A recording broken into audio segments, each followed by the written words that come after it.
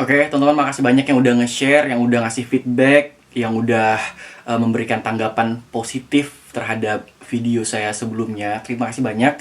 Dan kali ini saya bakal ngajak teman-teman untuk berpikir lagi, untuk berdiskusi lagi jika ada yang ingin didiskusikan terkait perundungan atau bullying. Dan kali ini saya bakal sharing dan cerita dikit pengalaman saya menjadi korban bullying dulu waktu saya masih kecil. Dan ini adalah pengalaman yang sangat-sangat buruk menurut saya pribadi, dan saya mendapatkan banyak sekali pelajaran dari pengalaman buruk saya masih kecil itu. Dan saya ingin bercerita pada teman-teman bagaimana bullying ini sangat buruk dan juga berdampak secara permanen hingga berdampak jangka panjang untuk kehidupan seseorang yang menjadi korban dari perundungan. Dan kalau kita ngomongin tentang bullying atau perundungan, kita bisa menjadi korban atau bahkan kita menjadi seorang pelaku. Bullying ini sebenarnya sangat-sangat bahaya. Kenapa? Karena tidak banyak orang yang sadar bahwa bullying ini dapat menyebabkan seseorang mengalami stres, mengalami tekanan, mengalami gangguan mental, bahkan bisa membuat seseorang untuk bunuh diri. Dan kadang kita berpikir bahwa biasa mengejek, memberikan tanggapan-tanggapan negatif kepada orang lain, kita anggap sebagai hal yang biasa. Banyak yang bilang, udah nggak usah drama. Kalau bahasa Pontianaknya kayak gini, kau ini lebay benar gak? Baru diolok dikit kau udah nak merajuk, baru diolok dikit kau udah nak nangis. Kau nih belum apa-apa bah kau tuh gitu ya pun nih.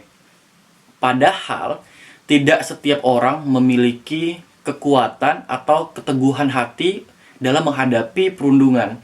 Dan jika sebagian orang menyepelekan bahaya dari bullying atau perundungan, maka akan banyak generasi kita yang kehilangan jati dirinya, dan akan banyak generasi kita yang akhirnya kerdil. Maksudnya adalah kerdil dari cara mereka berpikir, kerdil dari bagaimana cara dia akan bersikap, kerdil bagaimana cara dia menghadapi masalah di lingkungannya. Dan ini adalah akibat yang sangat-sangat fatal dari bahaya perundungan. Dan masalah bullying itu sendiri, kadang-kadang kita lupa bahwa tidak setiap keluarga mempersiapkan anak-anak mereka untuk kuat menghadapi lingkungan masyarakat atau bahkan lingkungan yang lebih besar. Dan ada keluarga yang mungkin memang suportif dan kondusif untuk akhirnya seorang anak tumbuh besar dan berkembang secara optimal. Ada keluarga yang mungkin tidak kondusif atau tidak memberikan ruang tumbuh dan berkembang yang optimal kepada anak-anak mereka. Dan ketika anak-anak tersebut terjun di masyarakat dan akhirnya mendapatkan perlakuan yang tidak baik, salah satunya menjadi korban dari perundungan, akhirnya anak-anak ini akan mengalami trauma dan mungkin dia akan bersikap negatif atau bahkan dia akan menarik diri dari lingkungannya. Dan sekarang saya bakal cerita bagaimana saya menjadi korban perundungan waktu saya masih kecil dulu. Dan saya tidak ingin mengeneralisir bahwa setiap anak mungkin pernah menjadi korban perundungan, atau setiap anak mungkin pernah berada di posisi saya. Saya tidak akan mengeneralisir karena setiap anak mereka berbeda. Setiap anak mereka punya cara sendiri untuk bisa bertarung menghadapi dampak psikis atau dampak yang memang mereka rasakan terjadi gejolak dalam diri mereka. Dan kali ini saya bakal cerita jauh di waktu yang lalu ketika saya masih SD. Jadi saya memulai SD waktu itu pada usia 5 tahun. Dan dikategorikan usia masih sangat muda di antara usia teman-teman saya yang sudah lumayan lebih tua di atas saya. Dan waktu itu karena memang saya masih kecil banget, memang masih kecil banget, umur 5 tahun udah SD kelas 1. Dan saya kategori anak yang lumayan rajin untuk mengerjakan tugas sekolah, khususnya PR. Dan waktu itu pertama kali saya merasakan bahwa saya ingin sekali berhenti sekolah, saya malu sekali ke sekolah, dan saya bahkan hampir tidak mau mengerjakan tugas-tugas saya. Karena di waktu itu saya sudah mengerjakan tugas saya, dan akhirnya saya ingat ada teman yang ingin mencontek, dan saya nggak mau memberikan buku saya kepada dia. Dan tiba-tiba dengan enaknya dia mengambil buku saya dan dia koyakan itu buku saya yang sudah saya kerjakan dengan sangat rapi, dan buku itu dibuang di tempat sampah depan kelas. Dan waktu itu saya coba untuk membela diri saya. Walaupun dalam kondisi tubuh saya itu sangat kecil dan sangat berbeda jauh dengan dia. Akhirnya yang terjadi adalah saya harus dibuang di tong sampah juga, sama seperti buku saya yang sudah dikoyak dan dibuang tempat sampah. Akhirnya karena saya tidak mampu untuk berkelahi, akhirnya waktu itu ditolak atau didorong hingga saya jatuh di tempat sampah di depan kelas saya. Dan waktu itu saya sangat marah, tapi saya nggak tahu harus bagaimana. Saya malu. Kenapa saya malu? Karena saya merasa bahwa saya tidak bisa membela diri saya tidak bisa membela harga diri saya. Dan yang ketiga, saya kecewa bahwa saya sudah mengerjakan tugas itu dibantu dengan ibu saya, sampai saya malam harus bergadang, dan akhirnya buku itu hanya dikoyak sia-sia hanya karena saya tidak ingin mencontekkan. Dan itu membuat saya waktu itu hampir putus asa dan ingin sekali berhenti sekolah atau bahkan pindah sekolah. Saya akhirnya menjadi anak yang sangat tertutup waktu itu untuk orang-orang di sekitar saya. Dan karena pelakunya adalah anak laki-laki yang memang usianya lebih tua dibandingkan saya waktu itu, akhirnya saya tidak mau nih, karena saya malas berurusan dengan anak-anak yang nakal seperti itu. Akhirnya saya memutuskan untuk mencari teman-teman yang memang perempuan. Dan di saat itulah saya mendapatkan masalah terbesar dalam hidup saya. Selama 6 tahun saya SD, ketika saya hanya ingin berteman dengan perempuan, saya nggak mau berteman dengan laki-laki, karena saya pikir malas, buat apa saya berteman dengan laki-laki kalau seandainya anak-anak itu tidak memberikan manfaat kepada saya, tidak mengajarkan saya hal-hal yang baik, buat apa gitu. Jadi akhirnya saya memutuskan untuk berteman dengan banyak teman-teman perempuan saya yang memang saya dekat, sahabat, kita bisa belajar bersama, kita bisa melakukan banyak hal positif bersama, dan hal itu ternyata sangat-sangat membantu untuk membuat saya lebih termotivasi lagi dan melupakan hal yang pernah terjadi mengenai kasus buku dan saya yang masuk ke dalam tempat sampah. Tapi ini menjadi hal yang ternyata dianggap sebagai sebuah kelainan seksual oleh anak-anak itu. Jadi mereka berpikir bahwa bencong, laki-laki berteman sama perempuan. Bencong, laki-laki berteman sama perempuan. Dan ini melekat sampai saya di kelas 6. Mereka selalu bilang seperti itu. Dan itu bukan hal yang baik saya pikir. Karena apa? Karena semakin mereka mengatakan seperti itu, semakin lingkungan-lingkungan saya mengatakan seperti itu, saya semakin merasakan bahwa anak-anak ini memang butuh sesuatu untuk merubah hidup mereka. Dan saya merasa bahwa tertantang. Saya ingin menunjukkan bahwa saya bisa melakukan hal yang lebih daripada mereka. Saya bisa melakukan hal-hal yang luar biasa yang bahkan mungkin tidak akan bisa mereka dapatkan. Dan ini menjadi suatu tantangan bagi saya. Dari pertama mereka melecehkan saya secara verbal, mereka melecehkan saya secara fisik, dan akhirnya saya membangun diri saya karena saya punya teman-teman perempuan yang luar biasa. Mereka ada perempuan-perempuan tangguh, perempuan-perempuan hebat yang selalu memberikan kata-kata positif, memberikan dorongan positif kepada saya untuk saya akhirnya menjadi sosok yang betul-betul memiliki karakter yang kuat. Dan ternyata masalah pembulian ini berlanjut dari SD ke SMP. Karena apa? Karena ternyata saya ketemu dengan beberapa teman yang sama.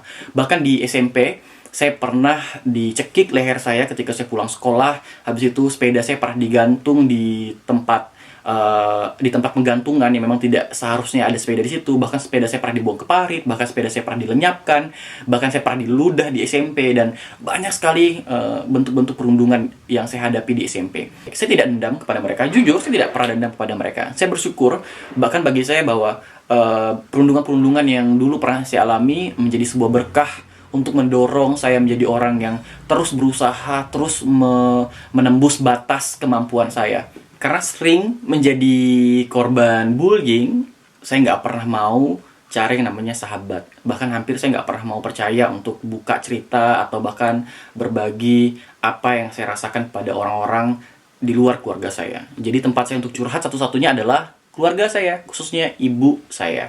Jadi saya dari dulu sering cerita sama ibu saya tentang apa yang saya alami, bagaimana saya harus merespon, bagaimana saya harus bersikap. Kadang-kadang ibu saya yang paling bijak dalam memberikan saran. Kalau bagi sebagian orang bilang bahwa cerita ke orang tua itu nggak asik, cerita ke orang tua itu pasti punya jalan buntu. Tapi kalau saya pribadi bilang, nggak semua orang tua kayak gitu. Tergantung kitanya lagi, kitanya udah benar nggak mau cerita ke orang tua. Kalau kita udah benar mau cerita ke orang tua, cerita aja, pasti jawabannya nggak kalah lebih lebih asik dan bahkan lebih baik untuk hidup kita dibandingkan dengan teman-teman kita. Oke. Tapi ternyata eh, kesendirian saya harus berakhir ketika saya duduk di kelas 3 SMP. Dan di saat itulah saya bertemu dengan sahabat-sahabat saya, orang-orang yang luar biasa, orang-orang yang membantu saya untuk menggapai banyak mimpi saya saat ini, orang-orang yang selalu mensupport saya, orang-orang yang saya bilang sebagai the best circle in my life. Itu ada Dina, ada Kak Anggi, ada Kak Eka, ada Tommy, ada Dani, dan mereka adalah circle terbaik hidup saya yang membentuk karakter saya menjadi lebih utuh hingga saat ini. Jadi kita udah kayak bukan teman lagi, udah lebih kayak adik kakak. Dan kita saling memberikan support, dan support ini adalah support yang betul-betul strategis, yang betul-betul bisa diaplikasi di kehidupan nyata dan sehari-hari. Jadi setelah saya bertemu dengan sahabat-sahabat saya ini, saya memiliki sebuah visi misi, mimpi yang baru, dan motivasi saya menjadi sebuah motivasi yang utuh, yang saya pikir bahwa tidak ada yang tidak mungkin saya capai ketika saya memiliki support system yang luar biasa. Saya punya support system dari keluarga, saya punya support system dari sahabat-sahabat saya yang sudah saya sangat-sangat kenal dan saya percaya untuk berbagi cerita dan masalah hidup saya. Mungkin teman-teman banyak yang diremehkan oleh orang lain, teman-teman sering sekali diejek dari bentuk tubuh teman-teman yang mungkin kurus dibilang kurus kering, terlalu kurus. Gemuk dibilang terlalu gemuk, obesitas dan segala macam. Orang menghina fisik, nggak usah peduli. Orang bilang kulit hitam, dekil, oh kulit putih, seperti oke, tahu sendiri. Jadi nggak pernah orang melihat orang lain dari kesempurnaannya, dari sisi baiknya. Intinya selalu ada celah orang lain untuk memberikan tanggapan negatif terhadap diri kita, baik itu penampilan, baik itu sikap dan lainnya. Jadi kita nggak usah sih terlalu mendengarkan apa kata orang. Saya sendiri walaupun sudah memiliki circle yang lumayan suportif terhadap hidup saya dan sangat-sangat memotivasi saya untuk terus menjadi orang yang luar biasa, tetapi tetap masih akan ada orang di luar sana yang ingin terus mengucilkan kita dan mengerdilkan kemampuan kita. Waktu itu saya ingin ikut lomba, dan memang lombanya lomba duta yang kategorinya harus orang-orang yang memiliki wajah yang cakep atau fisik yang oke. Dan saat itu saya memberanikan diri. Saya bukan malah mundur atau saya malah takut, tapi saya berpikir bahwa oke, ayo kita buktikan. Apakah betul yang dicari adalah sosok yang betul-betul hanya dilihat dari segi rupanya, atau bahkan mungkin harus ada nilai-nilai khusus yang menjadi kekuatan dari individu tersebut. Khususnya ketika kita ngomongin lomba-lomba duta. Apakah itu duta A, B, C, dan Z. Yang dilihat adalah bagaimana kemampuan orang tersebut untuk bisa menginfluence orang lain, untuk mempengaruhi orang lain. Itu yang terpenting dari muatan sebagai seorang duta. Dan bagi saya, semua hal negatif yang orang lain sampaikan kepada saya adalah tantangan. Adalah sebuah ujian, dan itulah yang menjadi konsep saya. Ketika ada orang yang berkata negatif terhadap saya harus buktikan sebaliknya. Ketika ada orang yang bilang bahwa saya tidak mampu, saya harus buktikan bahwa saya mampu. Jadi seperti itu. Jadi ketika saya ikut lomba duta-duta yang ada, tujuan saya memang bukan untuk menang hadiah atau berangkat mewakili provinsi ke nasional dan segala macam, bukan. Tapi saya ingin melihat dan menutup mulut orang-orang yang selama ini selalu merendahkan saya. Bahwa saya pikir kenapa ketika mencari sosok untuk figur atau role model sebagai seorang duta adalah fisik. Padahal fisik itu bisa kita bentuk, tapi yang terpenting adalah karakter. Bagaimana duta-duta tersebut bisa menyampaikan visi misi, pesan, program. Itu yang terpenting. Jadi saya selalu membuktikan itu bahwa, dan ini sebenarnya bukan untuk saya, tapi untuk teman-teman semuanya di luar sana. Ketika ingin lomba duta, pertama harus percaya diri. Yang kedua harus yakin bahwa teman-teman punya potensi yang mungkin potensi ini harus teman-teman asah terus. Yang terakhir adalah teman-teman ingat, kita adalah manusia yang unik, kita adalah individu yang berbeda karena kita memiliki karakteristik yang tidak dimiliki oleh orang lain. Jadi tolong pahami kekuatan teman-teman dan juga pahami kekurangan teman-teman. Sampai kapan kita mau ngebiarin orang-orang yang selama ini menjadi pelaku bullying terus-menerus melakukan hal yang sama kepada kita atau bahkan kepada orang lain. Dan sekarang udah saatnya kita melawan dan juga bertindak. Jadi melawan Bukan maksudnya kita harus berkelahi atau bahkan mungkin membuat keributan, bukan seperti itu. Tapi melawan bullying yang bisa kita lakukan adalah menunjukkan kapasitas diri yang sesungguhnya. Jadi ketika orang-orang bilang bahwa orang gendut tidak bisa melakukan hal ini, teman-teman harus buktikan. Ketika orang kurus tidak bisa melakukan hal ini, teman-teman harus buktikan. Ketika teman-teman dibilang tidak cantik karena berkulit hitam atau berkulit coklat atau berkulit tidak putih, teman-teman harus buktikan. Ketika teman-teman berkulit putih dan dianggap bahwa ini bukan orang asli Indonesia dan segala macam, atau bentuk rasis dan lainnya, teman-teman juga harus buktikan bahwa bagaimana cara kita melawan orang-orang yang selama ini selalu menjadi pelaku bullying. Kita harus bisa membuat mereka diam dengan cara yang alami. Intinya, hal apapun yang mereka katakan yang membuat kita down, yang membuat kita terpuruk, yang membuat kita kecil dan kerdil, jangan pernah jadikan itu sebagai hambatan teman-teman untuk menjadi orang yang besar, teman-teman untuk menggapai mimpi teman-teman, teman-teman untuk mencapai potensi terbesar diri teman-teman. Ketika ada orang lain yang berbicara buruk dengan teman-teman, apa yang harus kita lakukan? Kita harus menemukan orang lain pastinya yang bisa menjadi tempat kita untuk bercerita. Oke, ketika orang tanya dengan saya, Anto pernah nggak sih ngebully atau ngejoke dan membuat teman Anto sakit hati? Dan pernah nggak sih orang atau sahabat-sahabat Anto melakukan itu pada Anto? Pernah. Tapi saya pribadi merasakan bahwa hanya orang-orang tertentu saja yang mungkin akan saya ajak bercanda, yang khususnya bercanda tadi mungkin dianggap sebagai sebuah bentuk ejekan. Hanya orang-orang terdekat, dan itu pun kelompok-kelompok tertentu yang sangat-sangat dekat dan mengenal saya. Dan selebihnya, saya biasanya tidak akan pernah menyentuh hal-hal tersebut. Teman-teman ingat bahwa tidak setiap orang memiliki kemampuan untuk beradaptasi dengan bahasa-bahasa verbal yang kasar yang mungkin selama ini tidak pernah mereka dapatkan dan mereka rasakan di lingkungan keluarga dan terdekat mereka. Jadi teman-teman harus bisa menjadi orang-orang yang bijaksana. Teman-teman harus bisa menjadi orang-orang yang bisa membuat circle yang baik, yang ramah, yang aman kepada siapapun. Bukan hanya orang terdekat teman-teman, tapi kepada siapapun di sekitar teman-teman. Teman-teman juga harus bisa menyadari bahwa terkadang masalah orang tidak sama dengan masalah orang lain. Menurut teman-teman itu adalah masalah yang ringan, sepele, dan enteng. Belum tentu menurut orang lain itu adalah masalah yang ringan dan enteng. Bisa saja itu adalah masalah yang sangat-sangat berat. Siapkan telinga teman-teman untuk menjadi pendengar yang baik. Siapkan suara teman-teman untuk memberikan saran-saran yang betul-betul memang bisa membuka jalan yang baik terhadap orang-orang yang mengalami perundungan. Ingat teman-teman, saatnya kita membantu orang-orang yang menjadi korban perundungan dengan cara menjadi teman yang baik, menjadi pendengar yang baik, menciptakan lingkaran yang ramah dan aman kepada semua orang. Bukan hanya orang-orang terdekat kita, tapi semua orang. Dan jika teman-teman adalah korban, ingat, masih banyak orang di luar sana yang mungkin juga menjadi seorang survivors, atau mungkin para pejuang. Mereka yang berjuang mengatasi konflik dalam dirinya karena mereka mengalami perundungan.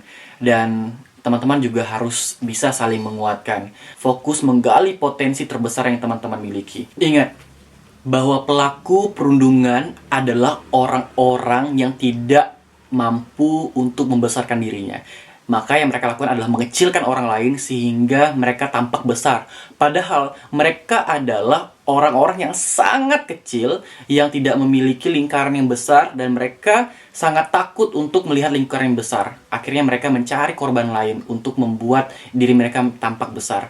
Ingat teman-teman bahwa banyak orang di luar sana yang akan membantu teman-teman untuk keluar dari masalah yang teman-teman hadapi. Intinya adalah percaya dengan orang lain, terbuka, jangan takut untuk bercerita. Carilah orang yang dapat menjadi pendengar teman-teman untuk keluar dari masalah-masalah yang teman-teman hadapi ketika menjadi korban perundungan. Terima kasih teman-teman udah mendengarkan cerita saya hari ini. Semoga teman-teman semua menjadi manusia yang bijaksana, manusia yang kuat, dan bisa menggapai apapun yang teman-teman mimpikan. Terima kasih semuanya, sampai jumpa lagi.